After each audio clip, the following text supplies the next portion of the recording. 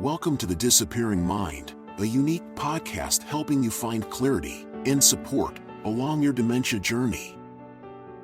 Now, join National Dementia Trainer and Coach Dawn Platt for an all-new episode. Hello and welcome back to the Disappearing Mind podcast. I'm your host, Dawn Platt.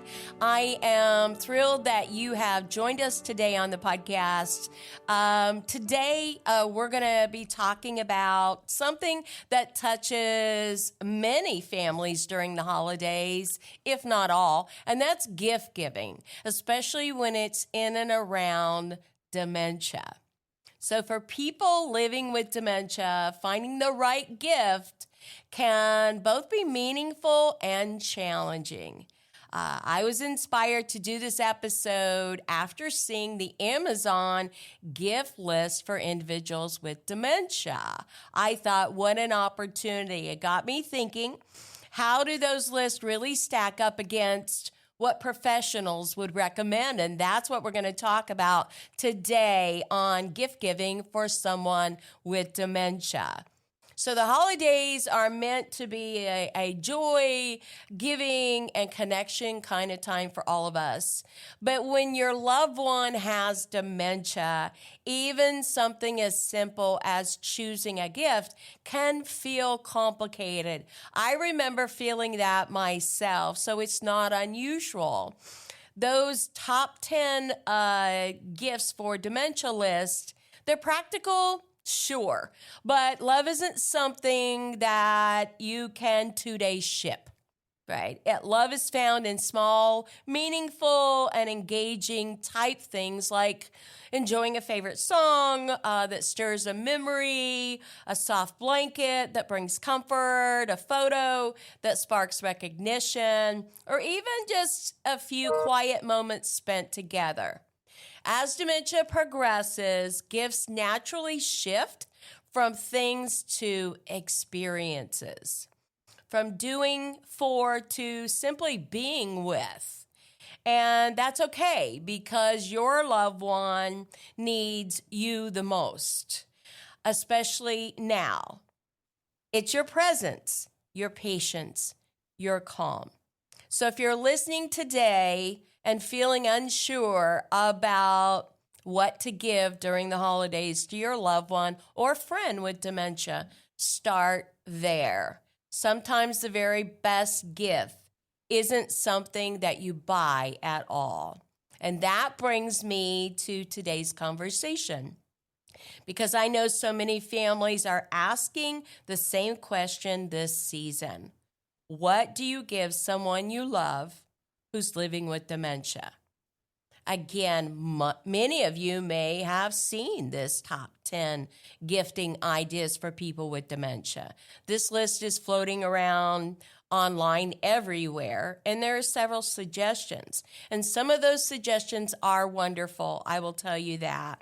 But today, many of us may look at it differently, especially my guest today as I welcome her. She has a lot of ideas about gift giving, and she's worked with people with dementia. Today on the podcast, my guest is Regina Trent. Regina is an experienced dementia professional. She is a senior memory care director at the Discovery Senior Living West End community, and I want to welcome her today to the podcast. Welcome, Regina. Good morning, Dawn. Thank you so much for having me. So you are a senior memory care director at a memory care community. Tell us a little bit about your background and how you got into that role. That's a great question. I actually started my professional career as a teacher. So I taught preschool for years and years, and I was sure that that's what I was going to do for the rest of my life. That's what I was going to retire doing. But a friend came along and suggested this career for me instead. And I say that God gave me a new sweet spot. So I love the dementia population. I love spending time with our residents and loving on their family members as well. Well, you and I have both seen families that seem to struggle with gift giving, especially during the holidays. We've seen it, over time. And many people will ask us, what could I do or what could I give? But why do you think it becomes so hard for families? Especially when they've known this person their whole life. So we're maybe talking a daughter-in-law, or we may be talking a niece or a nephew. Why do you think that it becomes so hard for people when it comes to gift giving? Well, for starters, I think because our loved one with dementia, they are changing, and that's so hard to navigate, and sometimes it's even hard to accept. The other part of it that I think makes it so difficult is we tend to overthink things. We want to have the perfect gift, no matter who we're giving a gift to. So we tend to overthink and make things even more challenging than they necessarily need to be. Yes, I totally agree. And do you think that the difficulty lies in the fact that gift giving is really easier when you know someone and know what makes them smile and what they enjoy?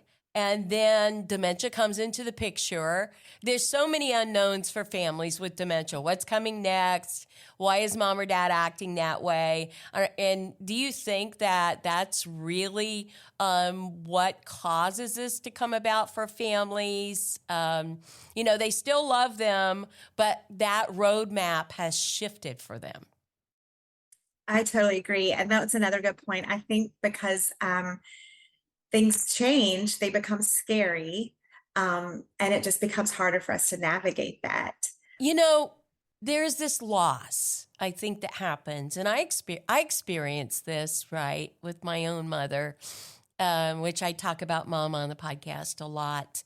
But there is something that happens. There's a void that happens. And we want we associate love with gift giving. We associate making someone happy with knowing what to do or how to give for them. And dementia often changes so many factors. It's the slow fade and loss of that one we love. It could be a behavior or a personality change. And so sometimes families do say things like, I don't even know who she is anymore, or there's a void there. And so, do you find that to be true? I mean, it just seems, odd for the normal person to go, well, you've had your mom all your life. What do you mean you don't know what to give her now? What do you think about that? I think it's also scary to come to that realization that the person you've known your entire life, whether, like you said, it could be a parent or a spouse, but all of a sudden they're doing things that aren't familiar to us anymore. So that even becomes a little scary for us as the loved one. So I think that's what adds even more of the pressure of finding that right gift or making that right moment matter. We're putting so much pressure on ourselves, and we're scared, and we are having to admit things that we may not want to admit, that our loved one is changing right in front of our eyes.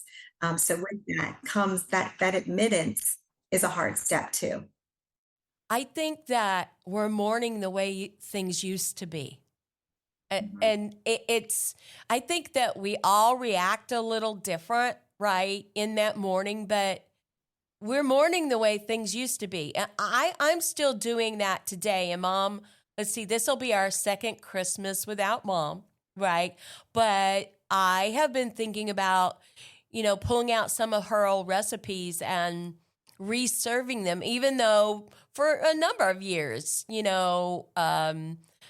we haven't really prepared them for various reasons. My family's grown; they have their own identity and things. But do you find different families kind of deal with this different and this mourning and this loss, trying to find that moment of connection? Absolutely. And when their loved ones are still here, I encourage them to pull out that fun recipe, that traditional recipe. And if they can't remake it with mom or their loved one, at least talk about it, talk through it. What made that recipe so special? And I think that's an important conversation that they could see some of mom come back into that conversation. There could be some extra glimmers of light and recognition, and even some familiarities for both in that relationship, because they get to have that common conversation that they are so well aware of. And they're bringing that common connector back in for if it's a favorite recipe, or like you mentioned earlier, a favorite song. There's so much connection and communication that can come from that. And that's a simple moment to have. So families often tell us as professionals that they feel like they're buying for another person or caring for another person or married to another person. But how do you help them reframe that to honor not only who the person was, but who the person is now without feeling guilty or sad about who they were? Wow, that's a good one. I will tell you of a wonderful example that one of my former residents, her husband, dealt a lot with this. And he was like, Regina, I just want to give Joyce something special for Christmas. So we discussed on and on about this. And he finally came up with this great idea. He said, Joyce has always loved her scarves.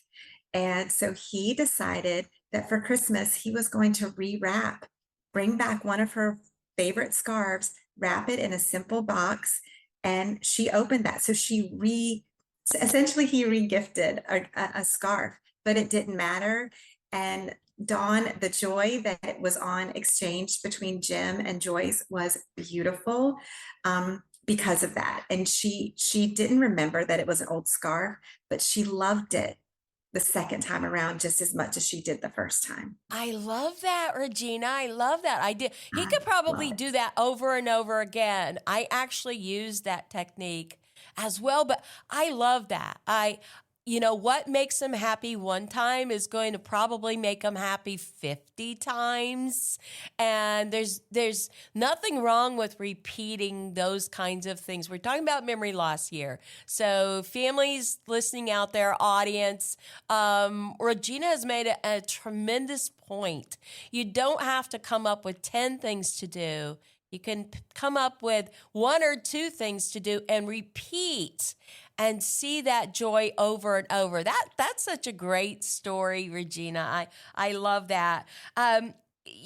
Families talk about, I don't even know what to buy anymore. I don't want to get something that will confuse them or worse, or make them feel like a child. So how do you go from, in gift giving, when I'm giving to my children or receiving a gift, I mean, there is a joy that comes with it. But sometimes with dementia, we just want to go really after a whole different emotion, or just a smile or a satisfaction that might even be momentarily.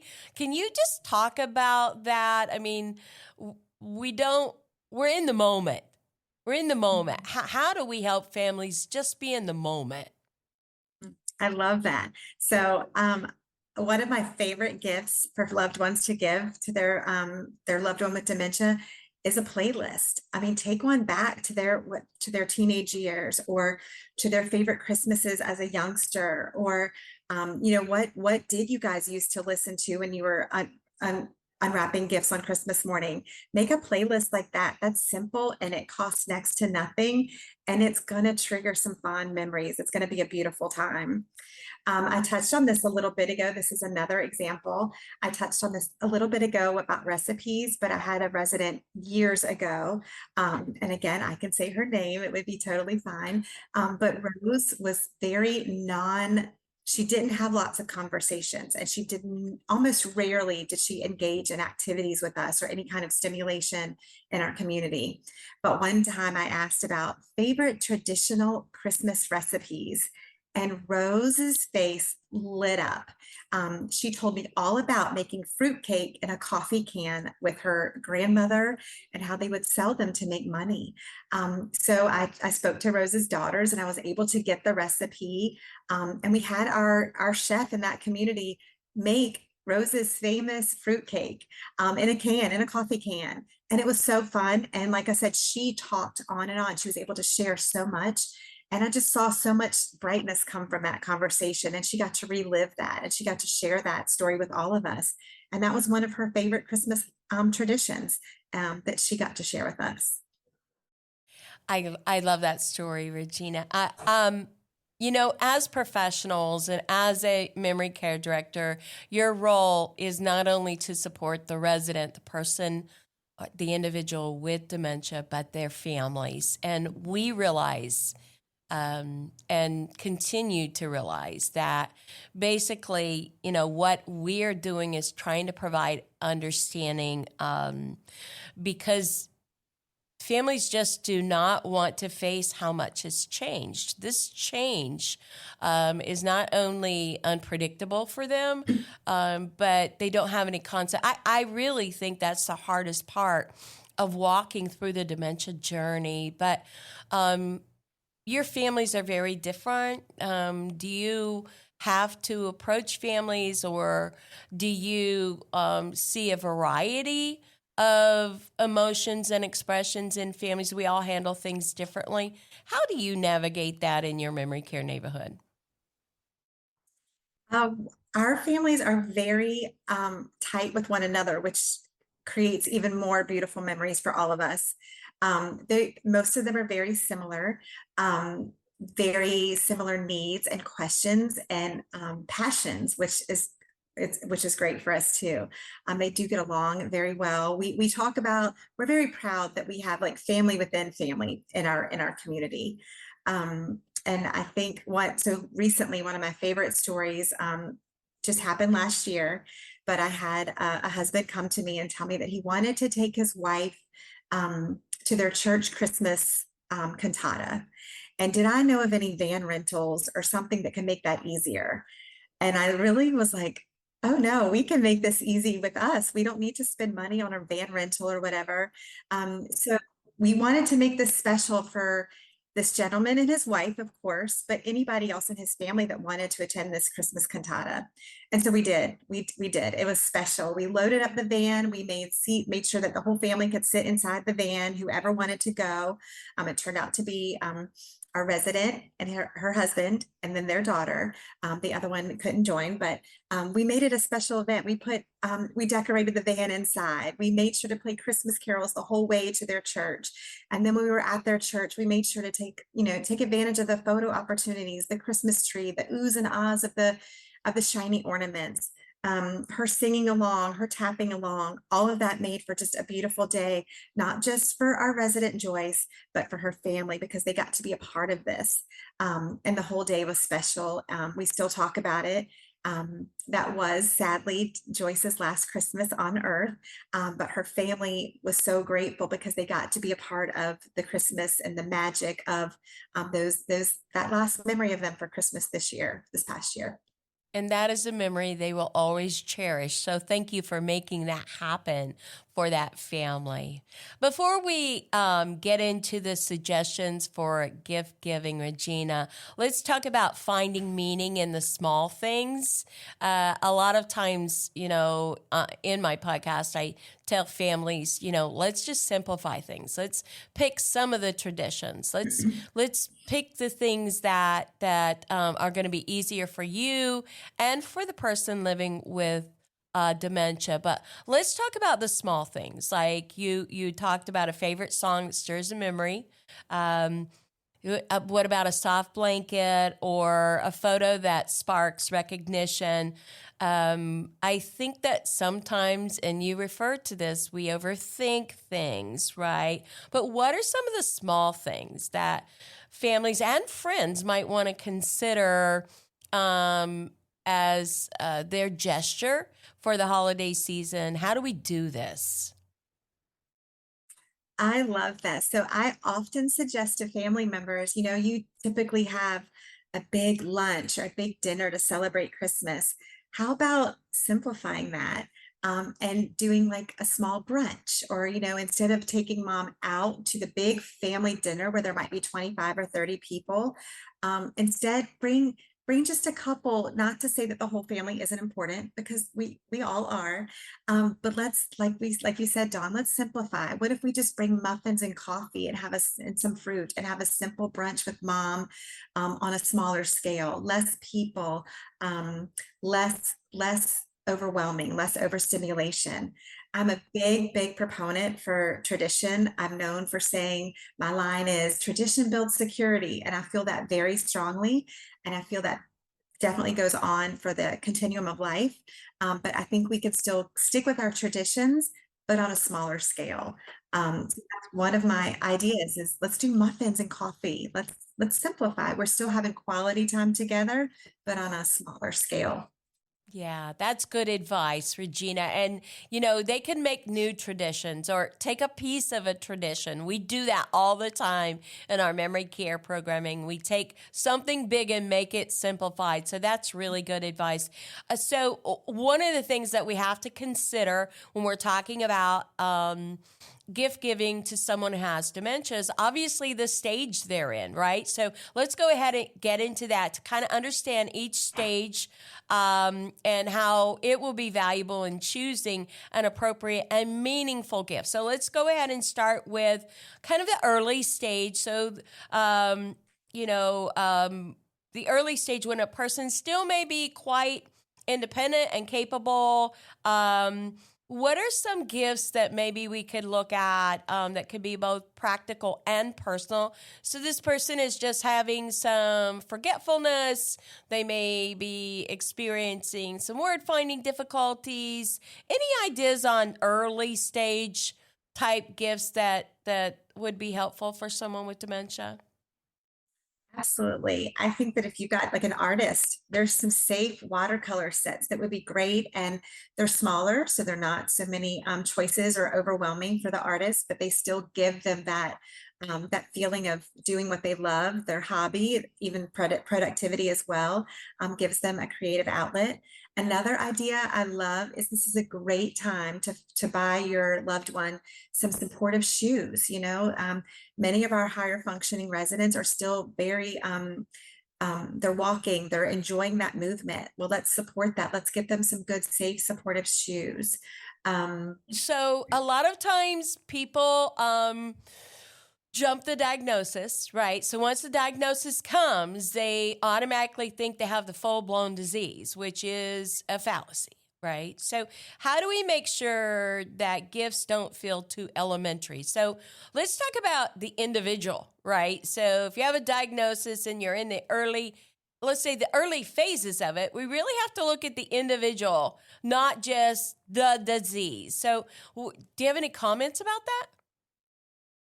well, yeah. So let's go back to the art kit. They've got pediatric childlike art kits, Crayola kits, but they also have adult friendly ones that look just like something, but just on a smaller scale. They still have that professional looking brush, the professional looking paint wells and everything. So I think it's just a matter of making sure that we are looking for the right thing without overthinking. But just because we hear watercolor, that doesn't mean we go Crayola. That means we do a little bit more research, dig a little bit deeper, find one with the elevated water paper and paint wells and everything, the nicer brushes, not the little plastic primary colors. So it just means taking that up a notch, like thinking a little bit more, but without having to dig too deep. Yeah, so some of the suggestions are, and we'll get into the list. The Amazon list isn't by stage, so digital frames for photos or video. Clocks that have not only the date but the time and the day of the week. So just little prompts and reminders, I think are probably pretty helpful. And then they may have had a hobby that they've been pretty active in. So you may get a prompt or a support to that hobby that would be lovely for them. And again, in the early stages, you're really going to have to evaluate where they are. They may not be having a lot of symptoms at all, and gift giving should be what it normally has been in the past. So let's talk about, too, shifting to the middle stage, where we're really looking at gifts for more comfort and engagement, right, for this person. So as dementia changes, so does needs. Needs change in a person's life. And families might notice that their loved one is withdrawing or losing interest in old hobbies. Maybe they were a golfer and they're not golfing anymore. Well, you and I both know it's simply because they can't remember, how to get to the golf course or how to use the golf cart or maybe even how to get back. It really isn't perhaps the game itself, even though it may be complicated. But what are some of the gifts really in the middle stages? This is where we start seeing people in our IL, AL, and sometimes even memory care. So what are your thoughts on that middle stage, Regina? I think that goes back to like having some things that bring familiarity to them. If it's a blanket, their favorite blanket from home, or golly, a favorite scent. Like if there's a way that we can make them enjoy their favorite scents, these are great things. We can have like a safe diffuser. We can do back to music. I feel like music answers every single question. I see the blessing and the benefit of music in every single stage of dementia. I think it speaks to us all. So those are the places I would start. Yeah, and how can staff in a memory care community help guide families who are really unsure about what to give? I think the big key is to think about, again, we don't need to think outside the box too much. We need to think about what would be recognizable and not a random gift. What's going to touch your loved one, and what's going to touch your loved one is going to be different than what may touch my loved one. It might be something, a beautiful bouquet of flowers in their favorite color. Yes, we need to make sure that they're safe. But we can find even a beautiful artificial arrangement of flowers in their favorite color. Something like that too, that would touch them as an individual, and bring some joy to their apartment, but also to their day. So let's talk about late stage, where we're really talking about bringing comfort and obviously our presence into that person's life. So at this point, communication could very much be difficult for that individual. Also, their understanding. So the person in late stage needs assistance with most activities of daily living. So what are some of the best gifts that a family could provide for the person in late stage dementia? You've hit on it so well, Dawn. Presence. I'm a big hand holder, and I encourage our loved ones, if you don't know what to say, or you don't know what to give, or you don't know what to really do or how to respond, hand holding is so big. It's so important because it's the touch, but you're also just showing your presence. And you can talk, you can say things, but you don't have to. You holding your loved one's hand speaks volumes to them, and to their heart, which is obviously the most important.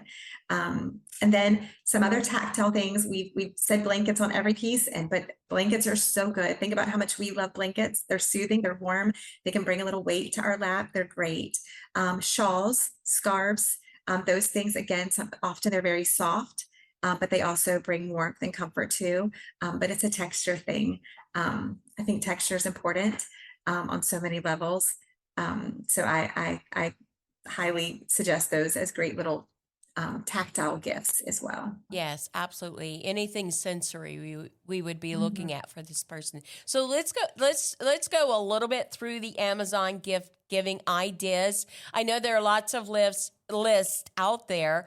People have even, provided me with lists as well, but we're just going to go through this one because it's probably the most popular and most prevalent list that people are going to see. So the first thing on the Amazon gift giving list, and I'll just run through them and then we'll talk about a few. Okay. A memory activity kit type of gift, really. So memory care training products for dementia. useful for early stage. So I'm assuming that they're looking at memory, concentration, flashcards, those kinds of things for cognition and meaningful tasks, right? And then sensory and tactile items, such as fidget blankets, those types of things that we see. And those types of things are really not appropriate for the person in the early stages. And even middle stage, it's going to be middle to late stage that you're going to want to look at that type of activity, simply because I don't know how well received it would be for someone in the earlier stages, right? A fidget blanket, to talk about that. What are your thoughts on that, Regina? I completely agree. I think that they tend to be they're childlike. So we want to, or they can be perceived as childlike from those with early dementia. But later on, I think they're a great thing. They're colorful. Again, they're sensory, they're tactile. I think they're great in the mid to late stages. Yeah, and so you as a former preschool teacher could really speak to this, but our goal when we're using fidget blankets or anything like that, and I'm cautious about their use, is really about the sensory, the touch, the texture, the ability to sort, right? The ability of color. That's what we're looking for, to engage the skin in that touch of different textures and putting things together and pulling them apart. Those kinds of cognitive supporting activities. Is that what you would advise, Regina? Yes, actually the same thing. So I had a gentleman a while back. I he he needed some things to and I don't want this to sound ugly, but he needed some things to have in his hands. He needed some things to occupy his hands. But instead of getting him like a fidget blanket or a busy board or anything like that, instead I went back and I remembered that he used to work on cars. So I got like an oil pan and different things, safe things that he would have used in that season of his life in his professional career. And I put them all in the oil pan. And Dawn, he was so happy. He had those tools in his hands and he could still use them or fidget with them. And it brought him satisfaction. It brought him joy because he was still doing something familiar, yet it was still safe. We didn't have him under a car doing these things, but he remembered using those tools. So it wasn't a fidget blanket, but essentially we were doing the similar thing, and offering him that same opportunity to do those things. But he didn't feel like a child. You were Didn't interfere with connecting life to for him. old memories, things that are still very active in his brain. And I am sure that that was very meaningful. That's always what we're looking for when we're trying to do activities with people with dementia. So a digital photo frame or a memory photo book. What's your thoughts on that, Regina? I love those as long as it doesn't make them worried because they don't know the people in the pictures. So I think it's great to bring in new pictures if you've got a granddaughter that just got married.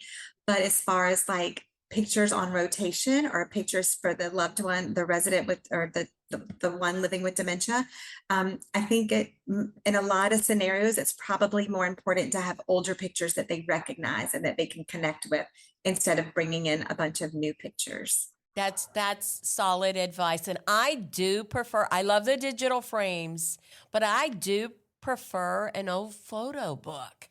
I love those. I think that they are more used to them. They're tangible, they're touchable. I really prefer those. Obviously, we may want to make photocopies of some prized photos, for families to be able to keep. But we have done that before, put it in a binder or something that's touchable. But it really supports reminiscence. And you're right.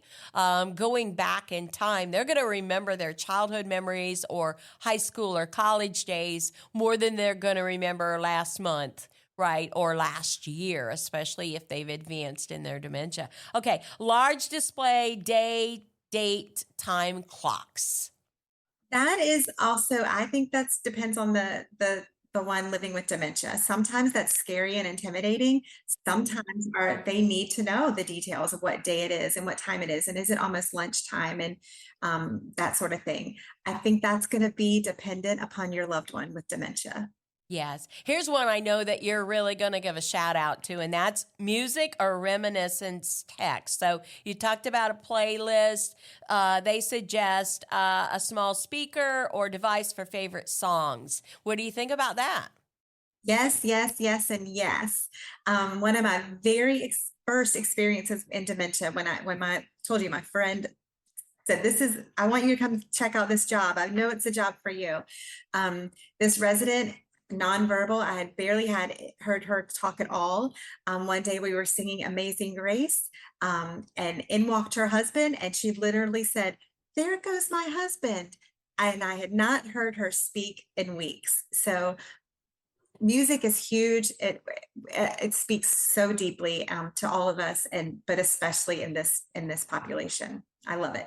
Okay, How so did you know? So some of the others, I'm going to run through them a little bit more quicker for the sake of time, but gardening or nature kits, baking, kitchen activity kits, comfort, cozy blanket, what we've talked about all day, a weighted blanket or aromatherapy item. Let's talk a little bit about aromatherapy. I know you really believe in that, Regina. Tell our audience about that. I do. I think it's a great thing that we can do safely. Of course, we do need to make sure that we don't want to leave containers of the oily water just sitting around, but it is such a great thing that you can lightly diffuse in the air, or you can spray on some special items. You can spray on a pillow, spray some lavender on a pillow, and how wonderful that is. Spray some lavender or peppermint on a blanket just to get cozy. I think those are great ways to just speak to our senses, and they're easy. Absolutely. So, activities, games, large puzzle pieces, adult coloring books, a smart speaker with a voice assistant that enables easier engagement, and a personal photo album with names and simple captions. That really rounds out that particular list. And I think a lot of that is repetitive, Regina. So are there other items or things that you personally, kind of recommend for families? I'm just kind of thinking of some of the things as we're going through this. What do you got for us?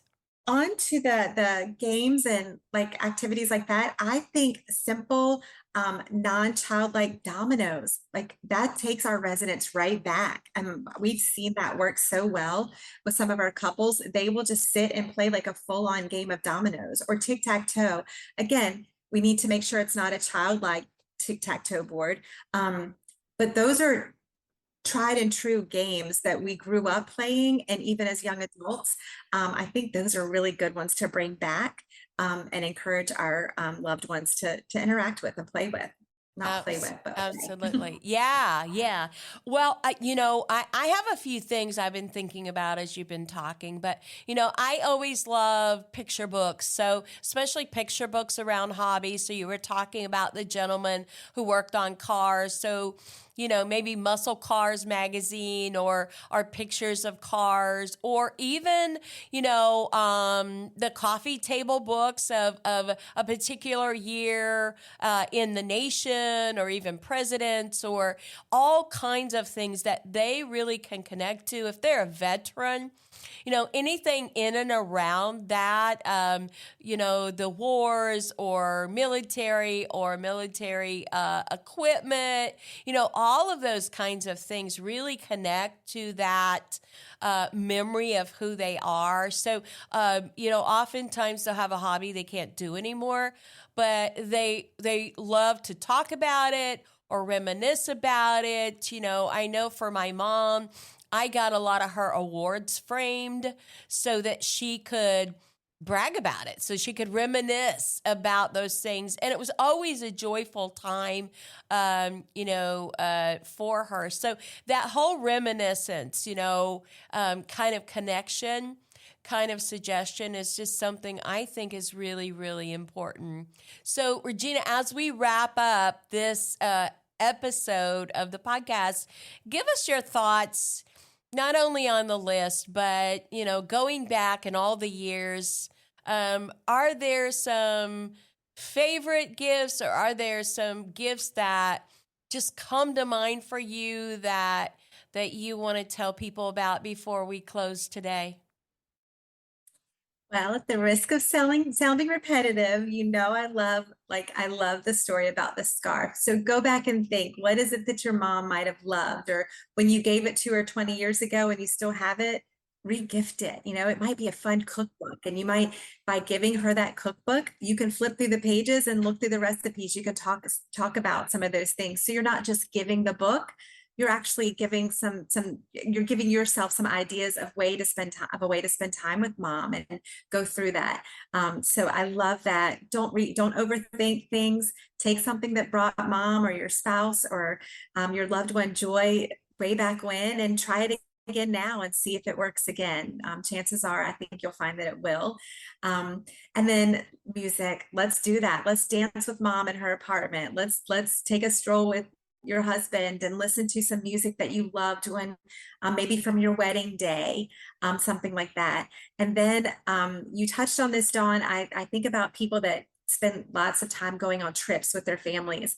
So back to those coffee table books. If you had a wonderful trip to Italy or the Outer Banks or Florida or wherever, Hawaii, wherever that might be, you might want to bring in those pictures. But how about a coffee table book from Hawaii that just has different pictures that don't include you guys in them, but it still brings back fond memories because that trip to Hawaii was so special, or that trip to Italy made a big difference for your family. That could be a great time too to spend just reminiscing and looking through those pictures too. Absolutely. This has been such a meaningful conversation. Thank you, Regina, for joining me. If today's episode has been helpful to you, I do encourage you as families to kind of rethink holiday giving, think more on the line of connection and reminiscence versus, creating necessarily something new. This is Dawn Platt. Until next time, I want to wish everyone out there, all of our listeners, a very wonderful holiday season. I want you to know the podcast is here for you on this dementia journey, and that we do this with passion and we care about what you're going through. Please reach out to the podcast with any questions you have. Subscribe and share. And until next time, make it a memorable day. Thank you for joining us for the Disappearing Mind podcast. We hope it's helped you find clarity and support along your journey. Be sure to subscribe to never miss an episode, visit our website to suggest future topics, and share the podcast with friends and family.